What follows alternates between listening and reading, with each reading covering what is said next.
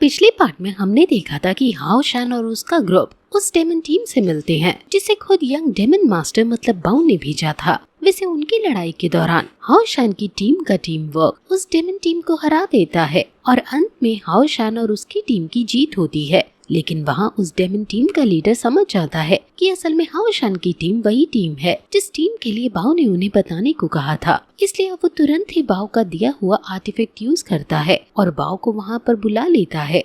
अभी बाओ यहाँ आकर हाओ शान से कह रहा था कि मुझे पता था कि हम जल्द से फिर मिलने वाले हैं और अच्छा भी है क्योंकि इस बार मैं तुम्हें वो सारा दर्द ब्याज के साथ वापस लौटाऊंगा जो पिछली बार तुमने मुझे दिया था। तो इस पार्ट की स्टार्टिंग में हम देखते हैं कि अभी बाओ हाओ शान के करीब आते हुए वही सब कह रहा था कि अब तो हमारी मदद करने के लिए वो डिवाइन पावर भी नहीं है। इसका मतलब अब तुम्हें कोई नहीं बचा पाएगा। लेकिन अब इसके बाद वो हाओ शान को गर्दन से पकड़कर उठा लेता है। ये देखकर अभी हाओ शान के दोस्तों को बहुत गुस्सा आ रहा था। अभी पहली कार हमला करने के लिए वहाँ से आगे बढ़ती है लेकिन तभी अचानक से वो एक एनर्जी में कैद हो जाती है जिसके बाद यही सेम चीज बाकी सभी के साथ हो रही थी। वैसे जैसे ही आगे बढ़ते हैं तो कोई दूसरी एनर्जी उन्हें भी पकड़कर कैद कर लेती है। साथ अब उनके आसपास एक बैरियर भी क्रिएट होने लगा था। यहाँ बाओ हाओ शान से कह रहा था कि ये ब्लड प्रिजन है और इसे मैंने स्पेशली तुम्हारे लिए ही बनाया है। यहाँ पर तुम्हारे दोस्त अपनी जितनी भी स्पिरिचुअल एनर्जी का यूज करेंगे वो सारी अब्सॉर्ब होकर मेरे अंदर आ जाएगी। और वैसे भी तुम सिर्फ लेवल 6 पर हो, तुमने उम्मीद भी कैसे की कि तुम मुझे हरा सकते हो।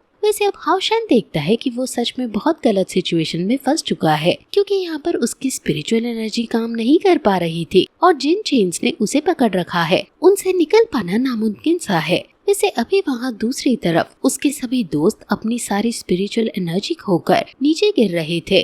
बस अभी कायर ही हवा में थी क्योंकि उसने तभी अपनी स्पिरिचुअल एनर्जी रोक ली थी। यहाँ बाओ हाओ शान से कह रहा था कि सब कुछ याद कर लो जो तुमने मेरे साथ वहाँ किया था, वो सब करने की बारी अब मेरी है। यहाँ एक एक कर तुम्हारे सारे दोस्त मारे जाएंगे। और अब इतना कहते हुए उसने अपना बहुत ही ज्यादा पावरफुल अटैक यहाँ हाओ शान की तरफ कर दिया था। लेकिन अब हाओ शान भी तुरंत ही लाइट फेरी से कनेक्ट करता और उससे कहता है कि उसे अभी उसकी पावर की जरूरत है। जिसके बाद लाइट फेरी उसे अपनी एनर्जी देना शुरू कर देती है। यहाँ एनर्जी मिलते ही हाओ शान ने उस एनर्जी को रिलीज कर दिया था जिससे वो चेन्स जिन्होंने हाओ शान को पकड़ रखा था पहले वो डिस्ट्रॉय होती हैं और उसके बाद हाओ शान की एनर्जी सीधा जाकर बाओ के अटैक से भी टकराती है जिससे बाओ का अटैक भी डिस्ट्रॉय हो जाता है। वैसे हमें जानने को मिलता है कि हाओ शान ने ब्रेक थ्रू कर लिया है और अब वो 7th लेवल पर पहुंच चुका है। साथ ही अब कायर भी उस एनर्जी से आजाद हो गई थी। वैसे अब लाइट फेरी हाओ शान को एक और दूसरी तलवार देती है जिसके बाद हाओ शान उस तलवार के साथ साथ स्वॉर्ड ऑफ लाइट को भी निकाल लेता है। अभी बाओ ये देखकर हैरान था कि हाओ शान ने ऐसी सिचुएशन में ब्रेक थ्रू कैसे कर लिया, पर फिर भी वो अब बहुत ही तेजी के साथ हमला करता है। हाओ शान उसके अटैक से बचने की कोशिश कर रहा था लेकिन बाओ बहुत फास्ट था। वो कह रहा था कि मैं लेवल 8 पर हूँ, तुम मेरा कुछ नहीं बिगाड़ सकते। पर तभी कायर उस पर पीछे से हमला करती है लेकिन बाओ उसे देख लेता है और दूर फेंक देता है। और इसके बाद वो पहले कायर से लड़ने लगा था। वो कह रहा था कि तुम तो अभी लेवल 6 पर ही हो, तुम्हें तो यहाँ आना ही नहीं चाहिए था। वैसे कुछ अटैक्स के दौरान हाओ शान पहले कायर की मदद करता है लेकिन फिर उससे कहता है कि वो कुछ देर बाओ को संभाले, जिस पर कायर हाँ करती है।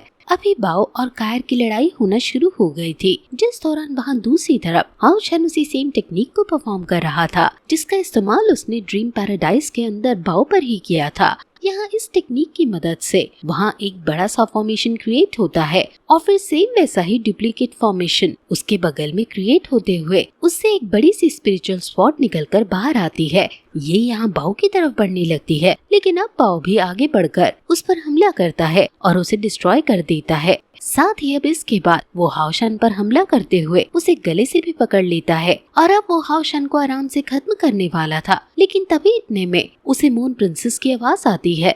अभी वहाँ कायर ने मून प्रिंसेस के गले पर डैगर रख दिया था। अब ये देख बाकी गार्ड्स उसे बचाने के लिए आगे बढ़ते हैं लेकिन कायर उस डैगर को और नजदीक कर देती है जिस वजह से बाओ को उन गार्ड से रुकने का कहना पड़ता है। साथ ही अब उसे हाओ शान को भी आजाद करना पड़ता है।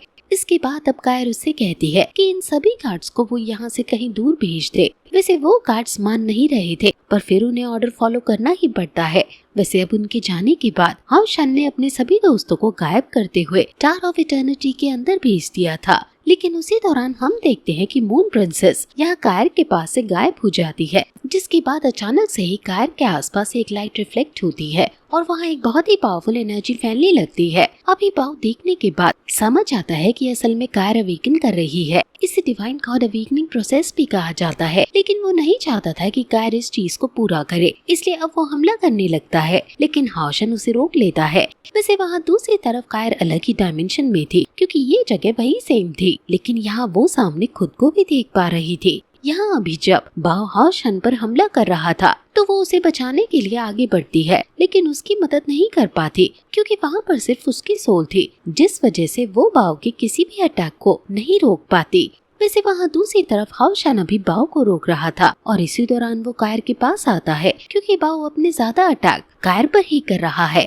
वैसे अभी कायर रियल वर्ल्ड में बेहोश थी, लेकिन हाउ शन उसके करीब आकर उससे कहता है कि तुम चिंता मत करो, यहाँ सब मैं संभाल लूंगा, तुम सिर्फ अपनी अवेकनिंग पर ध्यान दो। और इसके बाद वो अपने आर्मर को डिस्ट्रॉय करते हुए बाव से लड़ने लगता है। लेकिन अब अचानक से ही वहाँ पर एक गॉड की एंट्री होती है। वो अभी सिर्फ कायर को दिखाई दे रहा था। वैसे वो गॉड कायर से कहता है कि ये अवेकनिंग की प्रोसेस कोई ऐसी वैसी प्रोसेस नहीं है, इसमें उसे बहुत दर्द सहना होगा, और अगर इस प्रोसेस के कंप्लीट होने से पहले वो हार मान गई तो वो मारी जाएगी। अब यहाँ कायर के सामने एक पोर्टल ओपन हो चुका था। ये उसकी मर्जी है कि वो इसे कंप्लीट करना चाहती है या नहीं, लेकिन डिवाइन अवेकनिंग के यहाँ से निकल पाना भी नामुमकिन ही है। इसलिए अब वो उस पोर्टल के अंदर एंटर करती है, जहाँ पर उसे बताया जाता है कि यहाँ पर उसे मेंटली के साथ साथ फिजिकली भी बहुत टॉर्चर सहना होगा। साथ ही जब वो पहले पोर्टल में आती है, वो तो यहाँ अंदर जहाँ वो गिरती है वहाँ हर तरफ लोहे की सुइयां बिछी हुई थी। यहाँ उसे दर्द तो होता है, लेकिन साथ ही उसे सामने हाउ शन भी दिखाई दे रहा था, जो कि बाव से फाइट कर रहा है सिर्फ कायर को बचाने के लिए। वैसे इस फाइट के दौरान बाव उसके पंख भी काट देता है, जिससे हाउ शन नीचे गिर जाता है, लेकिन फिर भी वो कह रहा था कि आज चाहे कुछ भी क्यों न हो जाए, पर वो कायर को कुछ नहीं होने देगा। यहाँ ये देखते हुए कायर अगले पोर्टल की तरफ आगे बढ़ती है, लेकिन अब अगले पोर्टल के अंदर आने के बाद वो पानी में गिर जाती है, जहाँ वो गॉड उससे कहती हैं कि अब तुम्हें सोल प्यूरिफिकेशन का दर्द सहना होगा। यहाँ कायर तैरते हुए आगे बढ़ रही थी, लेकिन तभी कुछ स्पिरिचुअल चेन उसे पकड़ लेती हैं, जो कि इसकी स्पिरिचुअल एनर्जी भी खींच रही थी और बहुत नुकीली भी थी। लेकिन फिर भी कायर किसी तरह से उन चेन्स को तोड़ते हुए वहाँ से आगे बढ़कर उस पोर्टल को भी पार करती है। पर यहाँ अगले पोर्टल में डार्कनेस ने उसे घेर लिया था। वैसे अब तभी हमें हाउ शन को दिखाया जाता है, जो कि अभी बाव से बहुत बुरी तरह से पिट रहा था, लेकिन हार नहीं मान रहा था। वैसे ये सेम चीज अभी कायर भी देख पा रही थी, जिससे उसे ताकत मिलती है और वो अपने डर और दर्द से लड़ते हुए इस पोर्टल को भी पार करती है। यहाँ अगले पोर्टल में उसे हाउ शन ही दिखाई देता है, जो कि अभी बाव से लड़ रहा था। कायर उसकी मदद करना चाहती थी, लेकिन वो जानती थी कि ये असलियत नहीं है, इसलिए वो ध्यान ना देते हुए उसे भी पार करती है। अब ऐसे ही कई सारे पोर्टल पार करने के बाद वो 7 पोर्टल पार कर चुकी थी, जो कि अभी तक का सबसे खतरनाक पोर्टल है, क्योंकि इसके अंदर आने के बाद कायर को अपनी वही सारी पुरानी मेमोरीज दिखाई जाती हैं, जो कि अच्छी हैं। लेकिन अब यहाँ कायर जैसे जैसे अपना एक कदम आगे बढ़ा रही थी, वैसे उसकी वो सारी मेमोरीज एक एक कर गायब होती जा रही थी। ये सारी मेमोरीज अच्छी थी, इसलिए वो इन्हें भुलाना नहीं चाहती थी, लेकिन अब अभी बाकी मेमोरीज को तो वो किसी भी तरह से पार कर लेती है। लेकिन लास्ट में उसे हाउ शन दिखाई देता है। ये तब का सीन था जब वो दोनों छोटे थे और हाउ शन ने कायर की मदद की थी। अभी हाउ शन कह रहा था कि मैं तुम्हें कुछ भी नहीं होने दूंगा,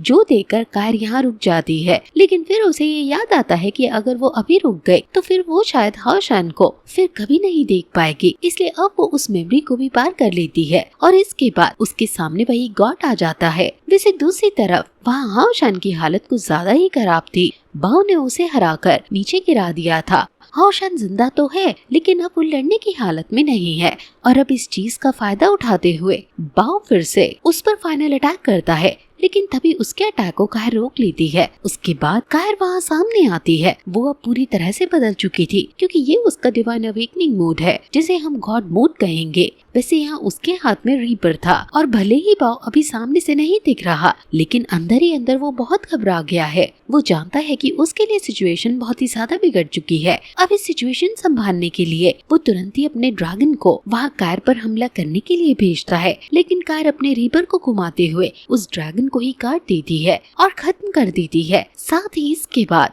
वो बाव पर भी हमला करती है और उसे भी वहाँ से दूर फेंक देती है। अब तभी यहाँ हाओ शान की हल्की सी आँख खुलती है और वो सामने कार को देखता है, लेकिन तभी ये पार्ट यहीं पर खत्म हो जाता है।